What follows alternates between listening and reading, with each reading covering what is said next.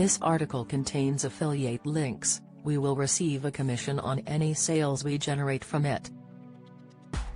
Learn more. Warning: this article contains spoilers from Queen Charlotte, a Bridgerton story. Netflix's costume drama Queen Charlotte, a Bridgerton story has landed, with the show serving up a slice of fictional drama, drawing on real-life figures. The program paints a fictional picture of the marriage of Queen Charlotte, played by India Amartefio, and King George III, Corey Milquist. However, some audience members are curious to know more about the real-life aspect of the Bridgerton spin-off show, including what exactly afflicted King George III, considering he appeared to be having manic periods and anxiety in the show. What was wrong with King George III? Contrary to former theories, King George III didn't suffer from a blood disorder called porphyria, a popular hypothesis presented in the 1960s and even depicted in Alan Bennett's 1991 play The Madness of King George III. The proponents of porphyria later had their theory debunked, and Professor Roberts said, "And it wasn't this at all. What it really was," and the medical science is pretty much overwhelming in supporting the idea that he had manic depression, bipolar affective type A. He has it on some 4 occasions, and they get longer and longer until the last 11 years of his life were spent very severely ill, and then for the last 9 years of his life he had to be essentially locked up at Windsor Castle in the rooms in the North House. Professor Roberts said 18th-century medicine at the time didn't help the regent either, with common treatments including bloodletting and using leeches and blistering the skin in what was known as getting cupped. By the end of his life, King George III went blind, deaf, and was suffering from Alzheimer's disease. So it was a pretty terrible end for him. "Poor man," he said. "He is a very fine man and a decent king. Don't miss him." Celebrity stars picking up on Carol Verderman's fakeness, latest Janice Dickinson and Andy Wymant in fiery showdown. Update: Emmerdale's charity gets ultimate revenge on Chloe and Mac.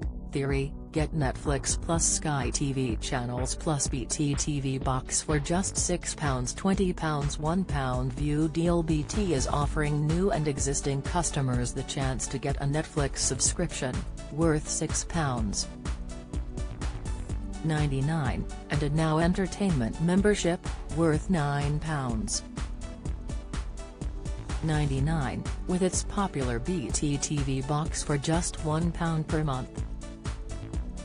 24-month contract, no setup fee, £20 after first 6 months. King George III's last major attack came in 1810 after his jubilee, but he didn't die until 1920, with the last decade of his life leaving the monarch in a debilitating state. Addressing his symptoms, Professor Roberts said, "But it did mean that the king would talk to trees, and on one occasion mistook a tree for the King of Prussia and had a conversation, but in fact it was one of the trees in Windsor Great Park. He would attack people suddenly. He had to be put in a straitjacket for long periods of time, and at one point he was attached to a chair that was nailed to the floor.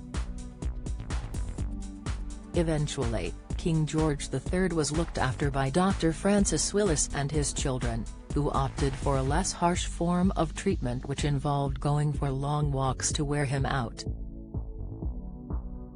According to Professor Roberts, King George III suffered his first episode after 51 in 1788, but the historian believed the monarch may have had an earlier one.